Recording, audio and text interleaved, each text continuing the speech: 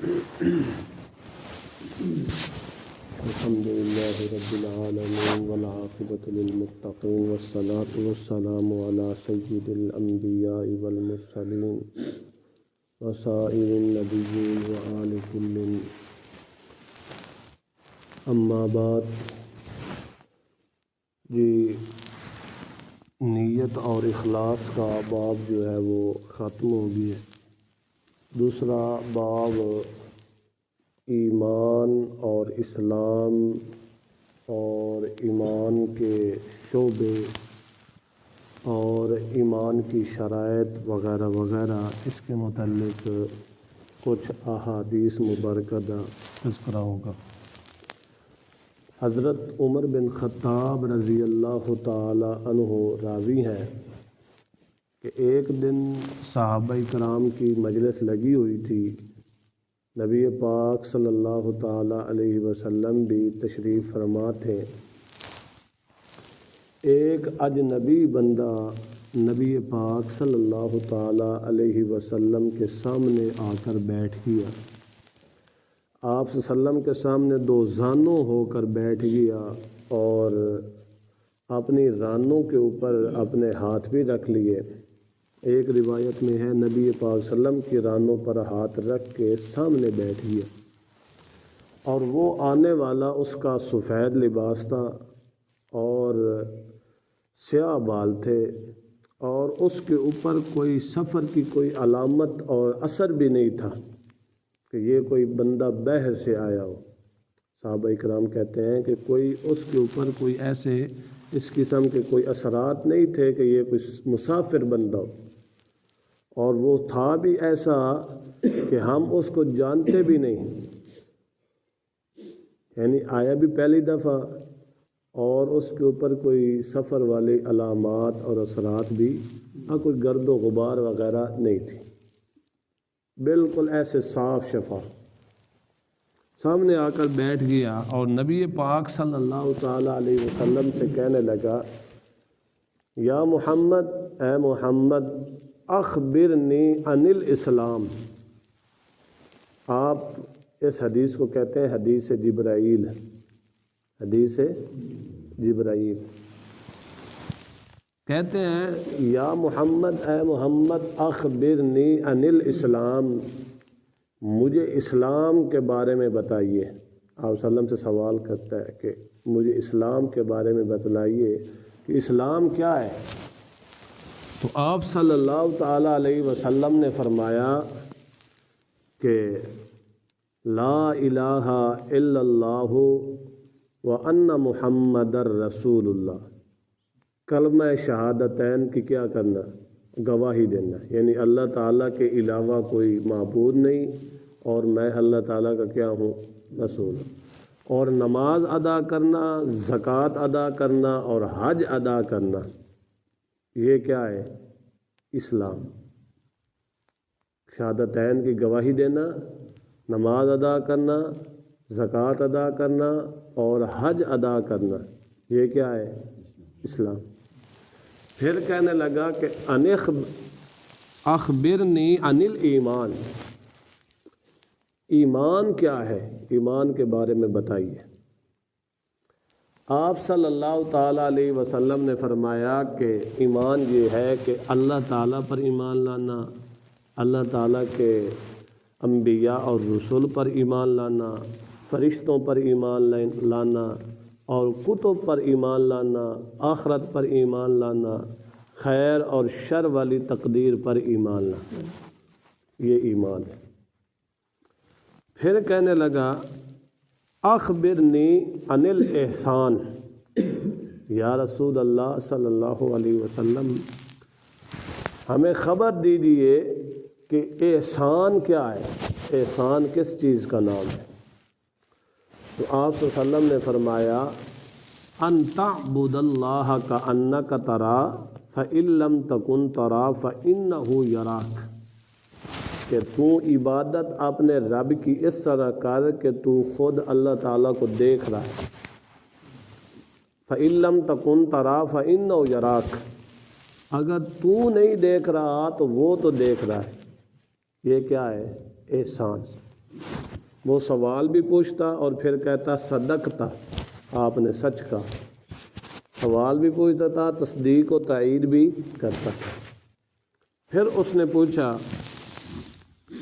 کہ قیامت کیا ہے، عن الساعہ، قیامت کب آئے گی؟ آپ صلی اللہ علیہ وسلم نے فرمایا کہ یہ سائل اور مسئول، یعنی جس سے پوچھا جا رہا ہے اور سوال کرنے والا دونوں برابر ہے۔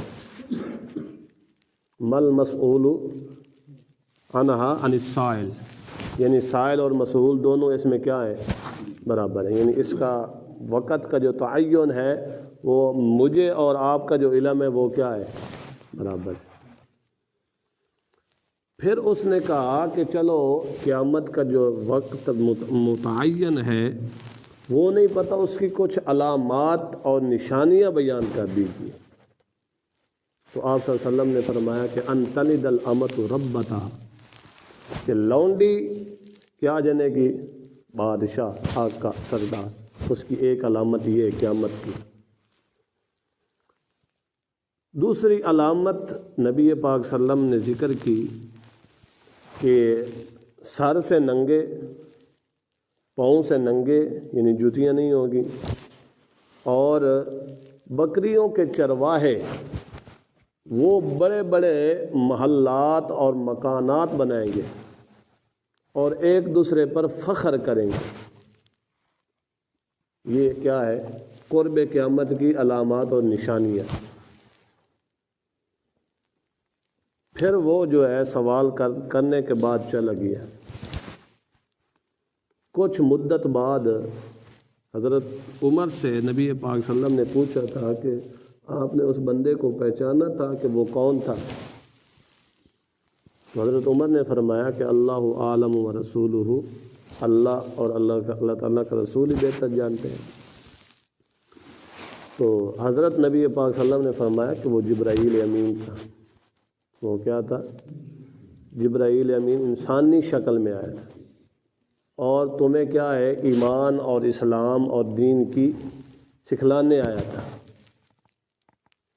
اس حدیث کی تشریح و توضیح اسلام کی اور ایمان کی، احسان کی اور قیامت کے وقت کی، اسی طرح قیامت کی علامات اور نشانیوں کے متعلق یہ ساری وضاحت اور تشریح حدیث انشاءاللہ العزیز کل ذکر کروں گا۔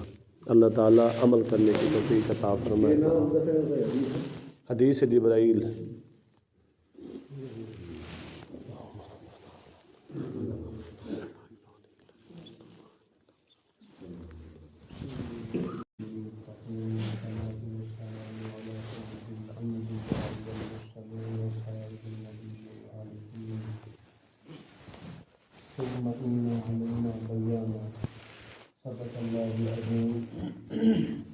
کل کے درس حدیث میں حدیث جبرائیل کا ترجمہ عرض کیا تھا کہ حضرت جبرائیل امین علیہ السلام نے نبی پاک صلی اللہ تعالیٰ علیہ وسلم سے اسلام کے متعلق پوچھا، اخبرنی عن الاسلام، کہ بتائیے کہ اسلام کیا ہے؟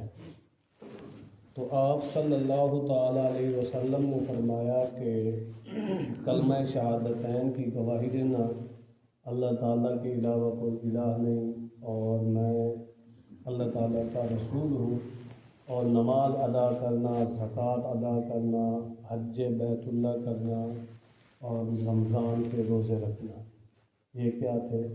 اسلام۔ ویسے اسلام کا معنی جو ہے نا، اسلام کا معنی یہ ہے کہ اپنے آپ کو سپرد کر دینا اپنے اللہ کی طرف، مکمل طور پر اپنے آپ کو سپرد کر دینا، یعنی کہ اللہ تعالیٰ کا ہر حکم ماننا۔ اسلام کو اسلام اس لیے کہتے ہیں نا کہ اس میں اللہ تعالیٰ کے بتائے ہوئے اور انبیاء کے لائے ہوئے جو بھی احکام ہوں گے وہ مسلمان مانیں گے اس کو، تبھی اسلام میں آئیں گے۔ اسلام کا معنی یہی ہے کہ اپنے آپ کو سپرد کر دینا اپنے رب کی طرف۔ جیسے حضرت ابراہیم علیہ السلام کو اللہ تعالیٰ نے فرمایا کہ اذ قال له ربه اسلم، اے ابراہیم اپنے آپ کو سپرد کر دے اپنے رب کی طرف۔ تو حضرت ابراہیم علیہ السلام نے فرمایا کہ اسلمت لرب العالمین، میں نے سپرد کر دیا اپنے آپ کو اپنے رب کی طرف۔ اسی طرح دوسرے مقام میں فرمایا کہ الہکم الہ واحد فاسلموا، تمہارا معبود ایک ہے اور اسی کی طرف اپنے آپ کو سپرد کرو۔ اور دوسرے مقام پہ فرمایا کہ وَمَن يَبْتَغِ غَيْرَ الْإِسْلَامِ دِينًا فَلَن يُقْبَلَ، جو بھی دین اسلام کے علاوہ کوئی اور دین اختیار کرے تو وہ اس سے ہرگز قبول نہ کیا جائے۔ دوسرے نمبر پر ایمان کے متعلق حضرت جبرائیل امین نے پوچھا کہ اخبرنی عن الایمان، ایمان کیا ہے؟ تو آپ صلی اللہ علیہ وسلم نے فرمایا کہ ایمان کیا ہے؟ آمنت باللہ وملائکتہ وکتبہ ورسلہ والیوم الآخر والقدر خیرہ وشرہ، ایمان لانا اللہ پر، اللہ تعالیٰ کے فرشتوں پر اور اللہ تعالیٰ کی کتابوں پر، اللہ تعالیٰ کے رسولوں پر، قیامت پر، اور اس کے بعد تقدیر خیر اور شر والی پر کیا لانا؟ ایمان، یہ ہے ایمان۔ تو ایمان کا مطلب یہی ہوتا ہے کہ ماننا، ایمان کا مطلب ہوتا ہے ماننا۔ جو نبی پاک صلی اللہ تعالیٰ علیہ وسلم اللہ تعالیٰ کی طرف سے لائے ہیں اس کو ماننا۔ کل ما جاء بہ الرسول من عند اللہ، جو کچھ نبی پاک صلی اللہ تعالیٰ علیہ وسلم اللہ تعالیٰ کی طرف سے لائے ہیں اس پر ایمان رکھنا، نبی پاک صلی اللہ علیہ وسلم پر اعتماد کر کے اس پر کیا رکھنا؟ ایمان رکھنا۔ اللہ تعالیٰ پر ایمان لانے کا مطلب یہی ہے کہ اللہ تعالیٰ کو وحدہ لا شریک مانا جائے، اللہ تعالیٰ کو وحدہ لا شریک مانا جائے کہ وہ ذات واحد لا شریک ہے، اس کا کوئی شریک نہیں ہے، نہ ذات میں نہ صفات میں، وہ اکیلی ذات ہے، نہ اس کا کوئی باپ، نہ کوئی بیٹا، نہ کوئی ولد، نہ کوئی اب، وہ ایک ہی ذات ہے، اپنی ذات و صفات میں وہ کیا ہے؟ اکیلا، اور ہر عیب ہر نقص سے وہ کیا ہے؟ ذات پاک۔ اسی طرح ملائکہ پر ایمان لانے کا مطلب یہ ہے کہ وہ اللہ تعالیٰ کی ایک برگزیدہ مخلوق ہے، بل عباد مکرم، وہ اللہ تعالیٰ کی ایک برگزیدہ مخلوق ہے، اس پر بھی ایمان رکھنا کہ وہ اللہ تعالیٰ کی ایک مستقل مخلوق ہے اور اللہ تعالیٰ کی عبادت میں وہ بھی مصروف ہے۔ لا یعصون ما امر اللہ بہ ویفعلون ما یؤمرون، اللہ تعالیٰ نے جو ان کو حکم دیا ہے وہ اس کے پابند ہے۔ اسی طرح رسولوں پر ایمان لانے کا مطلب یہ ہے کہ اللہ تعالیٰ نے اپنے مخصوص بندوں کی ہدایت کی طرف بھیجے تھے، ہدایت کے لیے بھیجے تھے، انہوں نے اپنا ذمہ داری بالکل نبھائی تھی، انہوں نے قوم کو دعوت دی تھی، اور آخر میں نبی پاک صلی اللہ تعالیٰ علیہ وسلم پوری امت کی، پورے لوگوں کی اصلاح کے لیے اللہ تعالیٰ کے رسول بنائے گئے تھے، اور نبی پاک صلی اللہ علیہ وسلم خاتم الانبیاء ہے، آخری نبی ہیں، آپ صلی اللہ علیہ وسلم کے بعد کوئی نبی نہیں آئے گا۔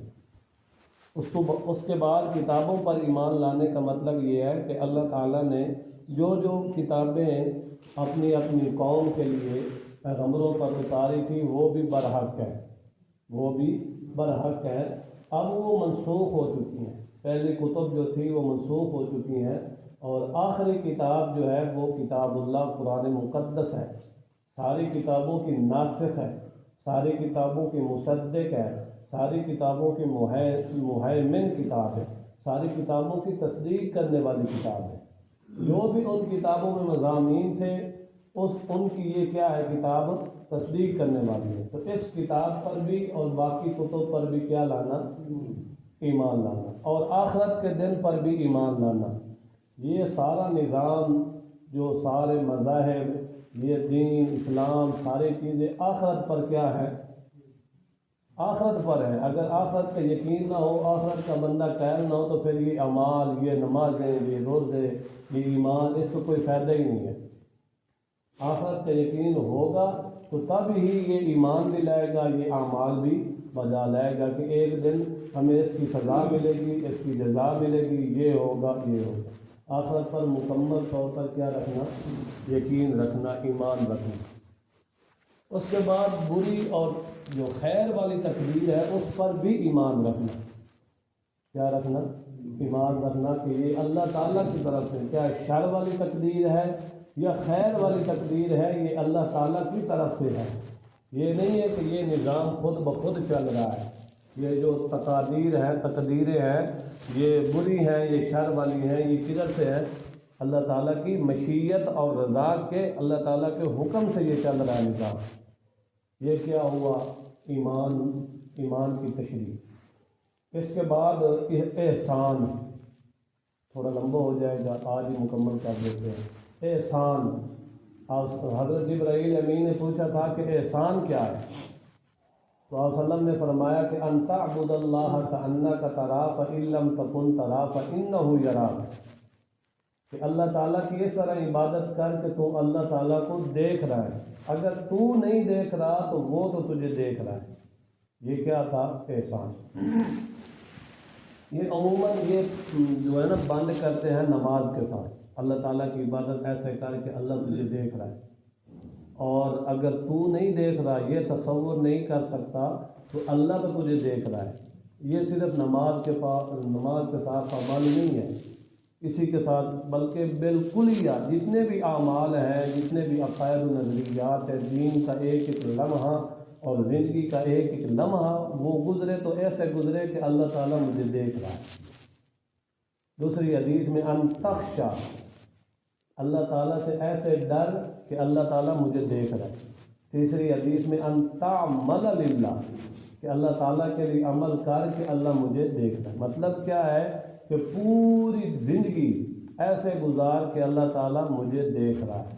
دیکھو کہ ایک بندہ اپنے آقا کے سامنے ایک غلام کام کرتا ہے تو وہ جو آقا کی موجودگی میں کام کرتا ہے اس میں اور جو عدم موجودگی میں کام کرتا ہے اس میں بڑا فرق ہوتا ہے.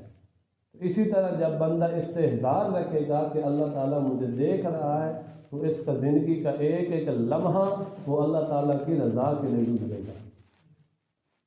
اس کے بعد حضرت جبرائیل امین نے قیامت کے متعلق پوچھا تھا کہ ان الساعہ، قیامت کب آئے گی؟ تو آپ صلی اللہ علیہ وسلم نے فرمایا کہ اس کا علم مجھے نہیں. مل مسعود عنہا بأعلم من السائل، سائل اور مسعود دونوں اس علم میں کیا ہیں؟ برابر ہیں. یعنی وقت متعین کا جو علم ہے وہ اللہ تعالیٰ کے علاوہ کسی کو نہیں. دوسری روایت میں ہے کہ وہ ان 5 چیزوں میں ہے قیامت کا علم جس کا اللہ تعالیٰ کے علاوہ کسی کو علم نہیں ہے. سورہ لقمان میں ذکر کی اللہ تعالیٰ نے وہ 5 چیزیں. تو بعض حضرات کہتے ہیں کہ نبی پاک صلی اللہ علیہ وسلم کو اللہ تعالیٰ نے تمام علم عطا کر دیے تھے، تمام علم عطا کر دیے تھے. اللہ رب العزت نے نبی پاک صلی اللہ علیہ وسلم کو علوم پر اطلاع دی تھی، بہت سارے علوم پر اطلاع دی تھی، مگر جو علم غیب والا خاصہ ہے یہ اللہ تعالیٰ کے ساتھ خاص ہے. دیکھو اب قیامت کا متعین علم نبی پاک صلی اللہ علیہ وسلم نے نہیں بتلایا، اس کی علامات بتلائی ہیں. یہ کہا ہے کہ جمعے کو آئے گا اور قیامت سے آنے سے پہلے یہ ہوگا، یہ ہوگا، سورج ادھر سے طلوع ہونے کی بجائے ادھر سے طلوع ہوگا، یہ ہوگا. یہ کیا ہے؟ علامات اور نشانیاں بتائی ہیں. اس وقت کا متعین دن نہیں بتایا کہ کون سا جمعہ ہوگا، جمعہ تو بتایا، یہ نہیں بتایا کہ جمعہ کون سا ہوگا، اور اسی طرح سال کون سا ہوگا. یہ چیزیں اللہ تعالیٰ کے علم سے ہیں. غیب جو خاص ہے یہ خاص ہے خداوندی ہے. علامات بتائی تھی. تو حضرت جبرائیل امین نے بھی پوچھا تھا کہ وقت متعین کا علم نہیں تو قیامت کی علامات بتائی. تو آپ صلی اللہ علیہ وسلم نے پہلی علامت یہ بتائی کہ جو ہے ان تلد الامۃ ربتہا، لونڈی جو اپنا آقا اور مالکہ جنے. کیا مطلب؟ اس کا مطلب یہ ہے مختصراً کہ اولاد جو ہے وہ والدین کی نافرمان ہوگی. اولاد جو ہے وہ والدین کی نافرمان ہوگی، اولاد اپنے والدین پر حکومت کرے گی، اولاد اپنے والدین پر حکومت کرے گی، حالانکہ ان کو تو فرمانبردار رہنا چاہیے، مگر یہ کیا کرے گی؟ حکومت۔ ان تلد الامۃ ربتہا، مطلب یہ ہے کہ اولاد جو ہوگی حالانکہ اس کو تابع رہنا چاہیے تھا، تو یہ کیا کرے گی؟ اس کے اوپر حکومت کرے گی۔ تو جب یہ چیزیں ہو جائیں تو قیامت کا انتظار کریں۔ اسی طرح ایک اور علامت ذکر کی کہ قرب قیامت جو ہے نادار قسم کے لوگ بڑے بڑے محلات اور مکانات بنائیں گے اور ایک دوسرے پر فخر کریں گے، ایک دوسرے پر فخر کریں گے، اور مطلب یہ ہے کہ جو چیز کے اہل ہوں گے ان کے پاس نہیں ہوگی، دوسرے کے پاس، جیسے حکومت والی چیزیں ہیں، اختیارات ہیں، وہ نااہلوں کی طرف سپورٹ کر دیے جائیں گے۔ تو آپ صلی اللہ علیہ وسلم نے فرمایا کہ فانتظر الساعہ، پھر قیامت کا کیا کرو؟ انتظار کرو۔ تو یہ چیزیں علامات قیامت کی ہیں، اور یہ جو حدیث میں نے ذکر کی ہے نا، حدیث جبرائیل، ایک پوری سنن کی، پوری جتنی بھی حدیثیں ہیں، جتنی بھی سنتے ہیں حدیثیں ہیں، ان سب کی ماں ہے ام السنن، ام السنن ہے، تمام حدیثوں کی ماں ہے، اور پورے دین کا اس میں خلاصہ ہے۔ جس طرح قرآن پاک کا پوری صورتوں کا خلاصہ سورہ فاتحہ میں ہے نا، اس کو کہتے ہیں ام الکتاب، پوری کتاب کی کیا ہے؟ ماں۔ اسی طرح یہ حدیث جو ہے ام السنن ہے، تمام سنتوں اور حدیثوں والی کیا ہے؟ ماں ہے۔